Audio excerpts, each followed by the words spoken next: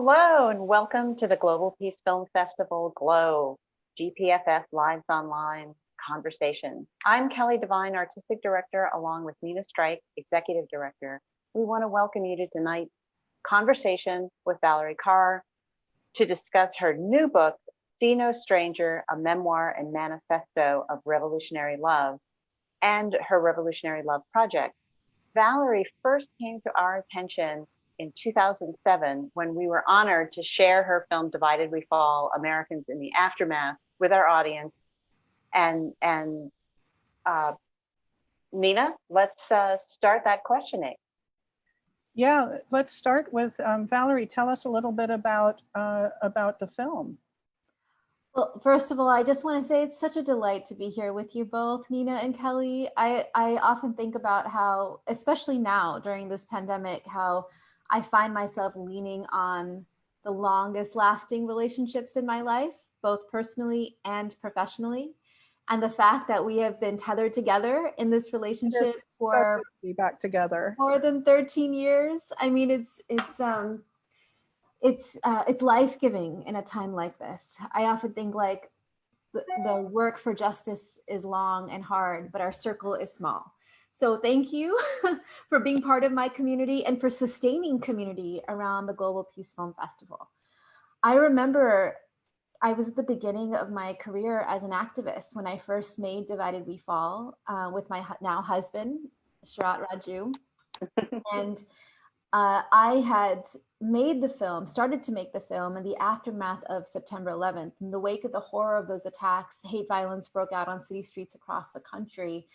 And the first person killed in a hate crime after 9/11 was a Sikh turbaned man who I called Uncle, Balbir Singh Sodhi.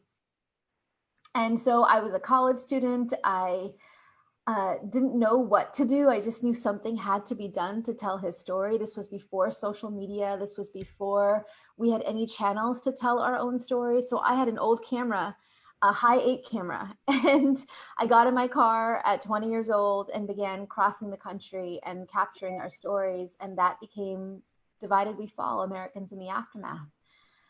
That film, I remember screening it at your festival, and I was on the road with the film for a number of years. And afterwards, there was a line of people, waiting to speak with me. And all this time I thought I had created this film, that we had made this film so that other people could know the Sikh story and our struggles and our aspirations and our fight to belong in this country. My family has been here for a century, and yet we are still fighting for our civil and human rights. But what happened was, in the wake of the film, people began to tell me their stories. Undocumented folks, queer folks, indigenous folks, Black folks. And I began to understand that my community's struggle for liberation was bound with so many other struggles in one larger movement for justice in America. And that really consolidated my life as an activist. And so since then, I've become a civil rights lawyer, in addition to filmmaking, organizing, writing, speaking, and I've worked on a number of different issues, made films about solitary confinement and immigration detention and racial profiling and mass shootings, and in addition to hate violence. And so I believe that now, more than ever, is a moment for us to see ourselves in each other and to discern what our role might be in this larger holistic movement for liberation on the soil. Yes, absolutely. That's so important. And while we're still talking about your films, tell people where they can find them and how they can see them. My films are all available for free. They often come with lesson plans and guidelines, and you can go to valarieKaur.com, VALARIEKAUR.com, and click on films, and everything's there. Great. So let's move on to the Revolutionary Love Project. How did that come about? And tell us a little bit about what you're doing with that. Well, the project was born in the 2016 election season. Mm. I had a bit of a crisis that year, as You're, many you're not kids alone. did. You're not alone in that. And at the time, I was working as a lawyer at Stanford Law School on net neutrality, on thinking about digital freedom as a civil and human right.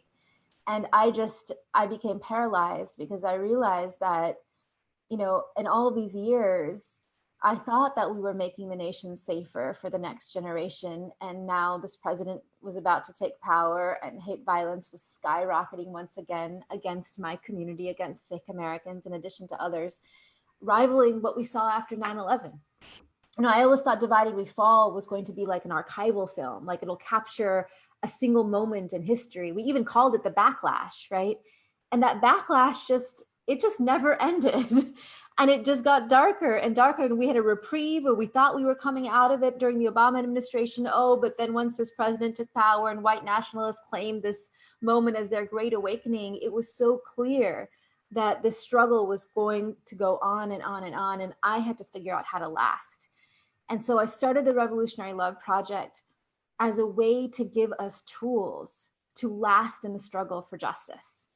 And what I discovered is that all great social movements in the past have been anchored in the ethic of love, the practices of love. So what does it mean to reclaim love now as a force for justice for a new generation, a new time, when we are seeing our struggles connected with one another? And that was the beginning of the project. And then soon afterwards, I wrote a book proposal between the election and the inauguration as an act of survival. Like, I needed to know what I knew to be true about revolutionary love. And that began the writing of this book called See No Stranger, a memoir and manifesto of revolutionary love.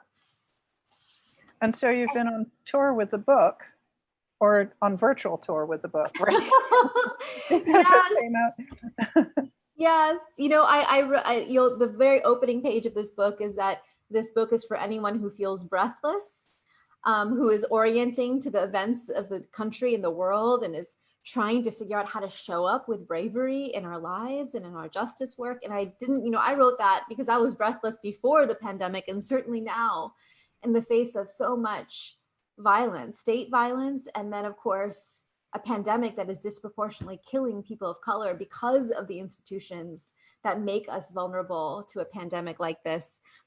We are breathless more than ever. So it has never been harder to release a book into the world, but it also feels like this book, I just want to put it into the hands of anyone who is feeling overwhelmed and wanting to show up and wanting to be brave and wanting to summon the wisdom of our ancestors and our social leaders in the past in order to do so. So that's what this book is for my survival. I wrote it for my survival, but also hopefully for yours. Well, when you touch on the word bravery in regards to love, could you tease that concept out a little bit? Because of course we're dealing with someone in the White House right now who thinks that toughness and unkindness are strength, when that's not the case. I remember the moment when my son was born and he was placed on my chest, and I was shaking and sobbing from like that rush of oxytocin, and my mother was beside me, and my mother began to open up her bag and take out her dal and chol and she began to feed me, like feeding her baby while I was feeding mine.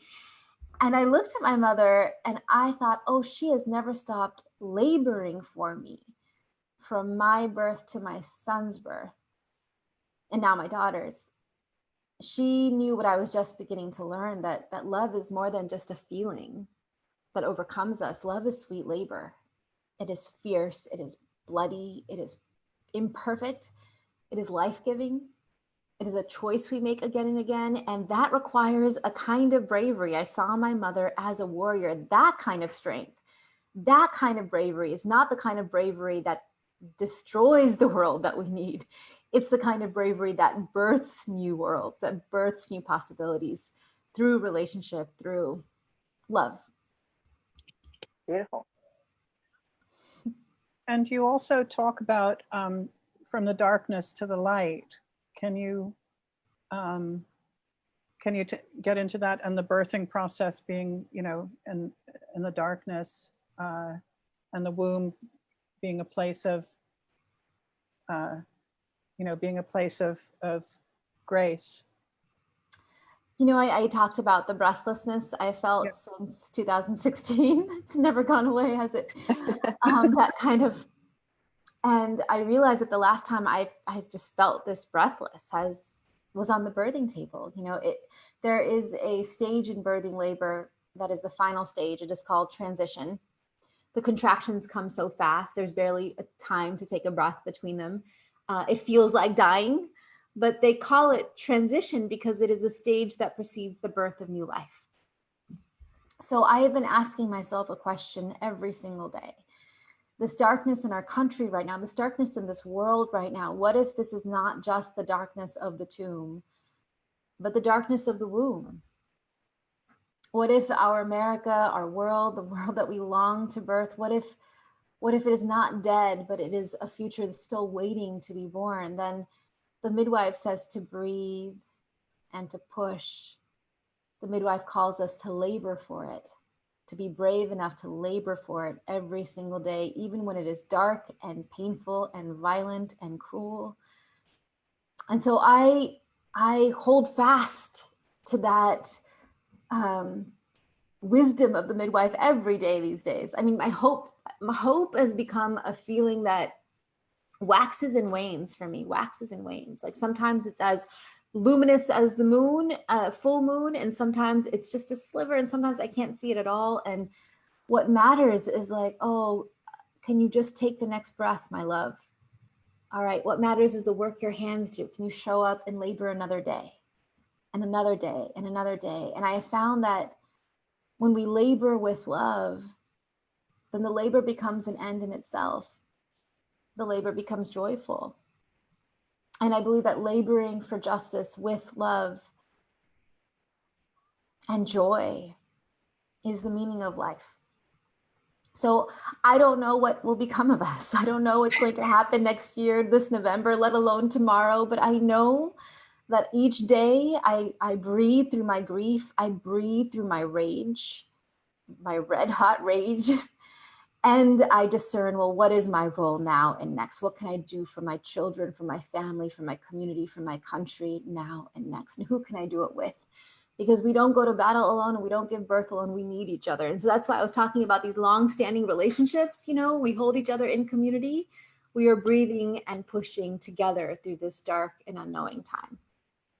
That's Well, beautiful. That's one of the things that I wanted to kind of bring back to is in terms of this journey is that story you related about your exhibition of Divided We Fall, and finding out how it was this wonderful tool for eliciting other people's stories and being able to draw out the mutuality of our humanity, right? And that the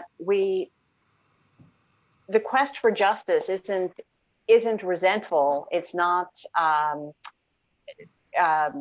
about settling scores. It's about making sure that we all mutually are respected and our dignity can flourish. Yes, that's it. The aim of divine rage, the aim of revolutionary love is not vengeance. It is to reorder the world as we know it, where no human being is disposable. And so even the title of this book, See No Stranger, it comes from the words of Guru Nanak, the founder of the Sikh faith. Nako beri nehi begana, he said. Nako beri nehi begana. I see no enemy. I see no stranger. He called us to look upon the face of anyone around us and say, you are a part of me I do not yet know. So if I see you as brother, if I see George Floyd as my brother, if I see Breonna Taylor as my sister, Tamir Rice as my son, then that requires me to let their grief into my heart, to let it break my heart, and to show up because they are in harm's way. And so the ideal in the Sikh faith was the Sant Sipahi, the sage warrior or the warrior sage. The warrior fights, the sage loves. I call it a path of revolutionary love.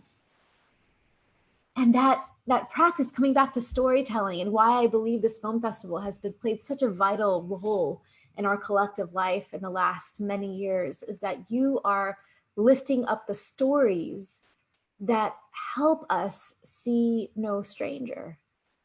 The stories that allow us to change our orientation to others who we might see as other or criminal or foreign or suspect or terrorist, that you are changing, you're training our eyes to see differently and therefore do differently, show up differently. And isn't that what our greatest spiritual teachers have called for so many thousands of years? Yes. To expand the circle, who counts as one of us, to include all of us? And isn't that what we are called to do now, when so much is at stake? Amen. That's, and I really appreciate you saying that, because that is certainly central to the mission that Nina and I have worked on together. She and I for 15 years, though the festival started it 18 years ago. So yes. This is our 18th festival coming up that will mostly be virtual this year. But again, our mission is sharing the stories, and not just sharing stories, but also encouraging people to join the storytellers and take action to make the world a better place, and to do something about what they've seen and heard. So as we move on in this conversation, talk about what you're, besides the book and everything, in terms of activism, what are you calling on people to do? How can people join you and this wonderful mission? Well, I believe that revolutions don't only happen in the big, grand public moments, but in the spaces where people are coming together to inhabit a new way of being. And so when I think about what's at stake within the next 25 years, and hopefully the festival will continue on because we need you. Within the next 25 years, the number of people of color in this country will exceed the number of white people for the first time since colonization. And so this moment, this convulsive, painful transition moment that we are in, is part of a much longer transition in our country that will still be in no matter who is elected in November. So knowing that we are at a crossroads, will we continue to descend into a kind of civil war, a power struggle with those who want to turn America to a past where only a certain class of white people hold dominion? Or will we begin to birth a nation that has never been on the face of the planet? A nation made up of other nations, a nation that is truly multiracial, multi-faith, multicultural, where we see no stranger. Those are the stakes. And with climate change, we are running out of time. Indeed. So how we show up in this moment, how each of us shows up, each of us has a role in breathing and pushing and showing up to the labor wherever we are and whoever we are. And what is so inspiring to me about this moment is that never before, since George Floyd's murder, we have seen an uprising, a series of uprisings for Black lives and racial justice that is reordering every institution in our society, a revolutionary moment that I honestly never thought I would see in my lifetime. So all of those people who are marching the streets for the first time, holding Black Lives Matter signs, I ask you, well, how will you stay in the labor? Not just in the next month or so, but in the next year, in the years to come, because the labor of transitioning institutions to become truly anti-racist is long work, is hard work, it's generational work. And everything is at stake. So in a way, I feel like I wrote this book for people who are ready to find a way to stay in the labor and to anchor it in these practices that I call revolutionary love. So yes, there's the book, but we are unleashing a learning hub in a few days. You go to seenostranger.com. We'll have this beautiful revolutionary love compass with data and stories and practices and tools so that you can seed your own pockets of revolutionary love across the country, around the world, practicing new ways of being together. And in the meantime, of course, if you follow the Revolutionary Love Project, we have we call them breathes and pushes. Like every week we're calling people, it's like save DACA or show up for Indigenous people, or this is the next thing we are doing for the Breathe Act with Black Lives Matter. It's like we are pointing people to ways that they can be pushing, and we're offering places for people to breathe together. So every Monday at 1:00 Pacific, I host 30 minutes on Instagram Live and Facebook Live for us simply to breathe together so we can last. So if you want to show up with us, seenostranger.com is the place to start. Wonderful. Wonderful. Yeah. So it's really great to hear from you and hear what you're Yeah. doing. This is such exciting work, such important work. I mean, the demonstrations that are going on right now.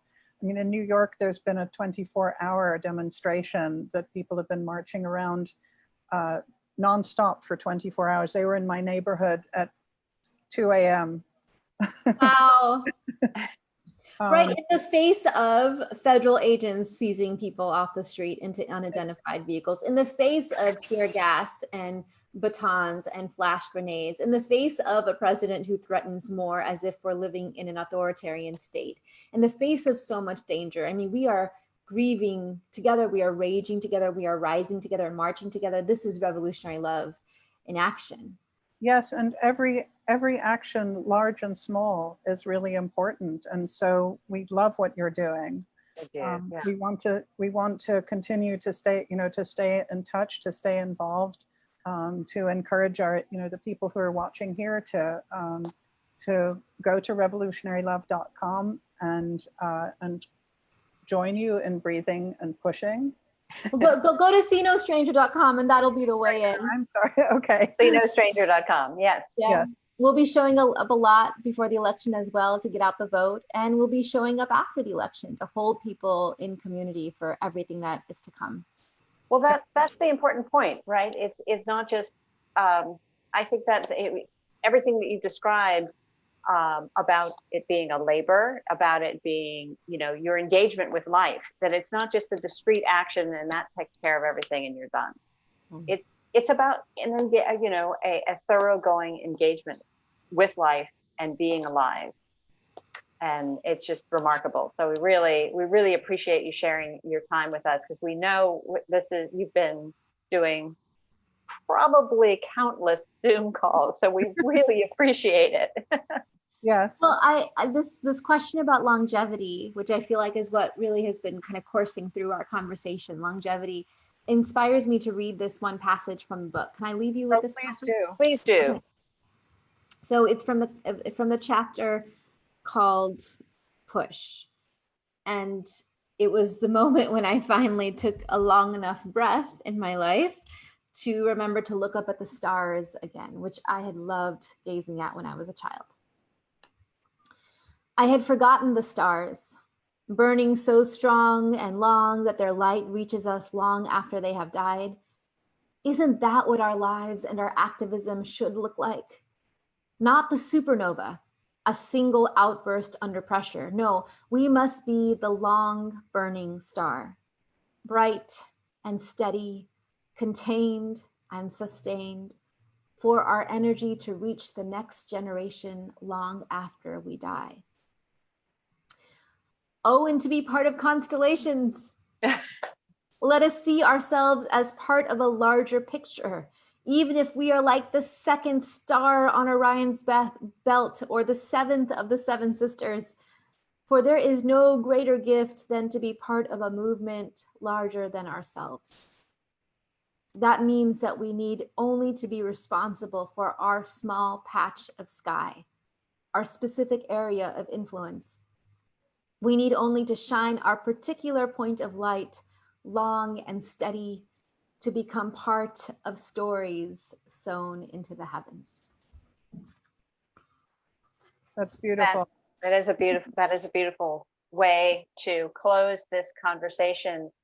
But remind everyone who's listening that the conversation goes on, and we're looking forward to hearing the ways that you're joining this conversation of revolutionary love, and looking forward to connecting with folks in September over the festival. You'll be hearing more in the coming weeks about the schedule and about events. And Nina and I just want to thank Valarie one more time.